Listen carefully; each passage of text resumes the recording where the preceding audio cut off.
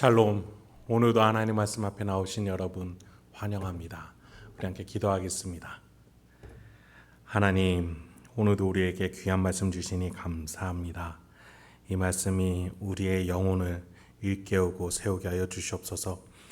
우리의 심령에 기쁨과 소망이 가득 차는 이 시간이 되게 하여 주시옵소서. 그래서 오늘도 열매 맺는, 또 하나님 앞에서 자랑스럽고 명예로운 인생이 될 수 있는 그 발걸음 내디딜 수 있는 힘이 되도록 이 말씀 가운데에 깨달아지는 은혜, 소망을 얻는 그 은혜 이 시간에 허락하여 주시옵소서. 예수님의 이름으로 기도했습니다. 아멘. 오늘 함께 살펴볼 말씀 출애굽기 8장 16절에서 19절까지 함께 살펴보도록 하겠습니다. 세 번째 재앙이 시작이 되어 이번에는 하나님께서 바로에게 경고가 없이 재앙을 내리십니다. 그리고 여전히 대상은 애굽 온 땅이에요. 16절 한번 보시죠.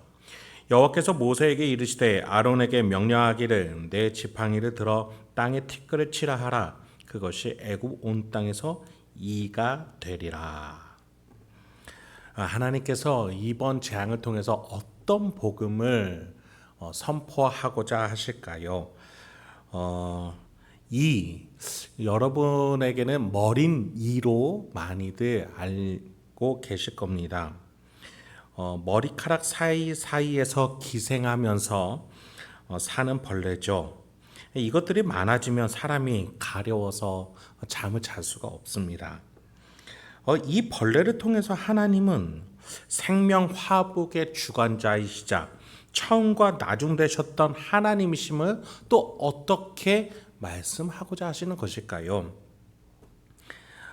이것은 이집트 고대 사람들의 생활 양식에서 우리가 힌트를 좀 알 수 있습니다.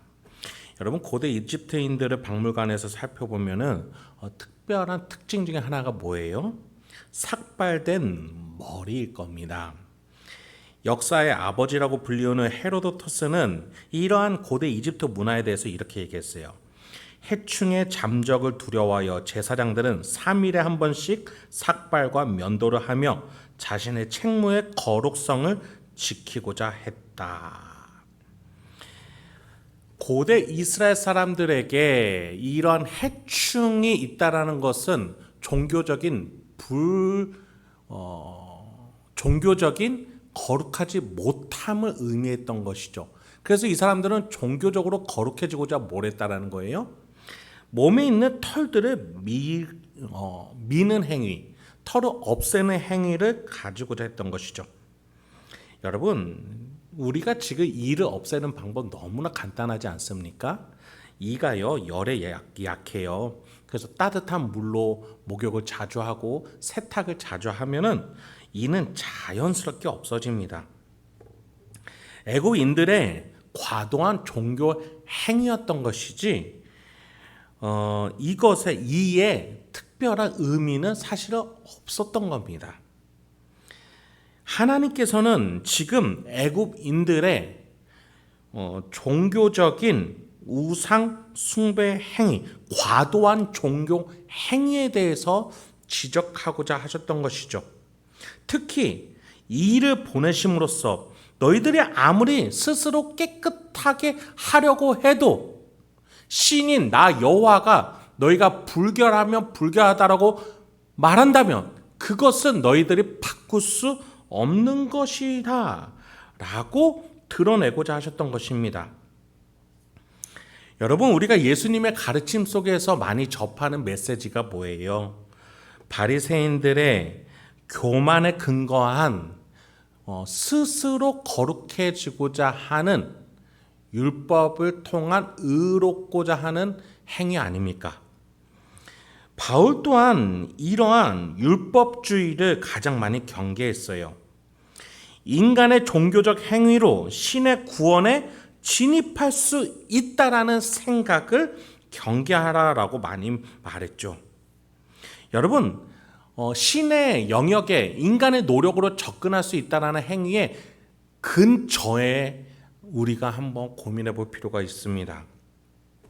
이 행위의 근저에는 첫 번째, 자기 스스로 신의 영역에 진입할 수 있다라는 신을 향한 인간의 교만함이 들어있어요. 두 번째, 과도한 종교적 행위를 통해서 타인과의 차별성을 둠으로써 자신을 높이고 타인을 낮추려고 하는 또 다른 교만이 숨어 있습니다.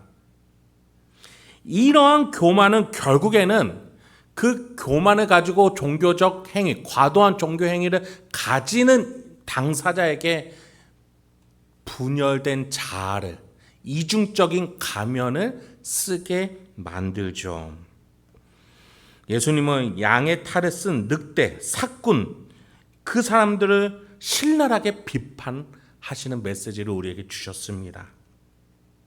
그래요. 하나님은 교만에 근거한 잘못된 종교 행위를 비판하고자 이를 보내심으로써 그들에게 너희는 불의하다, 거룩하지 않다라고 정죄하셨던 겁니다. 특히 하나님께서 정죄하시는 방법, 즉 이가 올라오게 하는 방법이 어떻게 하셨는지 17절을 한번 보시죠. 그들이 그대로 행할세 아론이 지팡이를 잡고 손을 들어 땅의 티끌을 치매 애굽 온 땅의 티끌이 다 이가 되어 사람과 가축에게 오르니. 땅의 티끌 먼지가 이로 변하게 했다라고 말하고 있어요. 여러분, 사실 본래 하나님이 땅의 티끌과 먼지로 어떤 일을 하셨다라고 창세기에 기록이 되어 있습니까? 2장 7절에서는 땅의 흙으로 사람을 지으셨다. 또 1장 24절에는 땅은 생물을 그 종류대로 내라라고 하셨어요. 땅의 티끌 먼지를 가지고 사람과 동물을 만드셨는데 오늘 세 번째 재앙에서는 이 티끌 먼지를 가지고 이를 만들어서 사람과 가축을 공격하라라고 명령하셨던 것이죠. 여러분, 이 심판이 가르쳐주는 교훈은 뭐예요? 인간의 행복은 나 스스로의 교만한 의롭고자 하는 행위에 있는 것이 아니라 나를 만드신 하나님을 인정하는 것에 있다라는 교훈을 우리에게 가르쳐주는 거예요.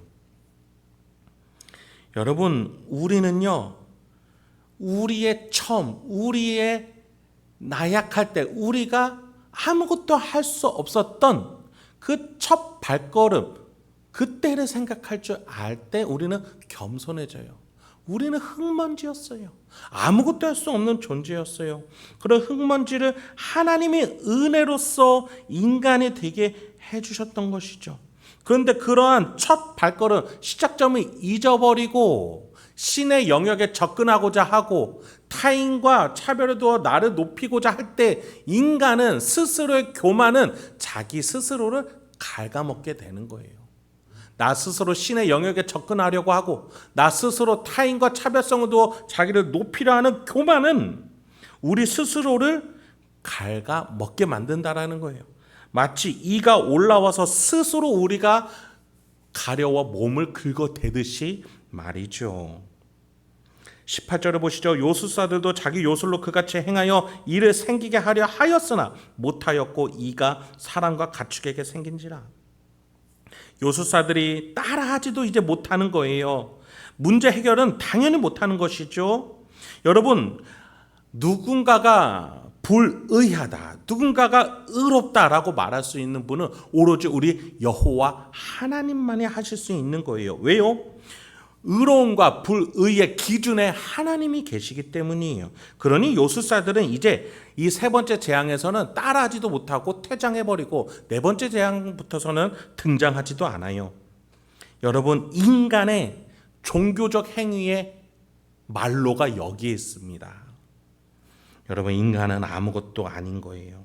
하나님 역사 앞에서 이 세상의 근원의 문제를 끄집어냈을 때 인간은 아무것도 할 수 없어요. 욥기를 한번 보세요. 인간의 근원의 문제에 대해서 욥과 그 세 친구들 엘리후까지 누가 정답을 내었습니까? 마지막에 하나님 앞에서 너희들이 세상의 근원을 아느냐? 너희가 리워야다는 아느냐? 너희는 아무것도 모르지 않느냐? 그것이 욥기서의 결말 아닙니까? 누가 옳다 그르다가 아니라 너희들은 아무것도 모른다. 그래요.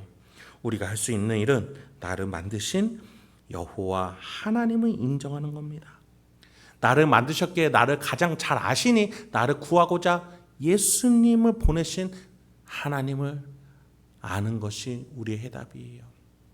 또 나를 고와 같이 두지 않으시려고 나를 만드신, 나를 구원하신 하나님께서 성령 하나님을 보내심을, 하나님의 깊은 것까지도 통달하신 그 하나님을 보내심을 믿고 인정하며 살아가는 것이 우리가 할 수 있는 일이라는 것이죠.